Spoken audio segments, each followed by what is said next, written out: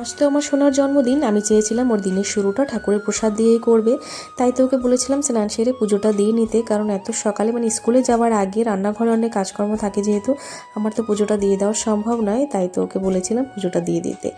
আর এখন দেখো ফ্রেন্ডসদের জন্য চকলেট ভরে নিচ্ছে, সেটাই দেখাচ্ছিল আর কি।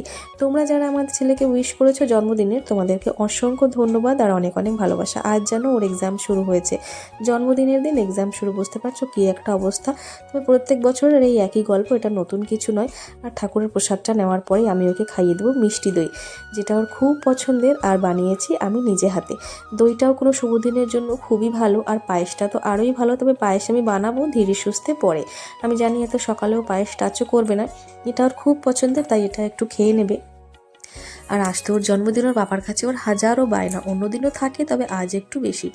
আজ তো এক্সাম শুরু হয়েছে, বুঝতেই পারছো তেমন কোনো সেলিব্রেশন হবে না। প্রত্যেক বছরই বার্থডের দিনে ওর এক্সাম থাকে, তাই আমরা ছোট একটা পার্টি করি, সেটা এক্সাম শেষে। এবছরও তাই করব।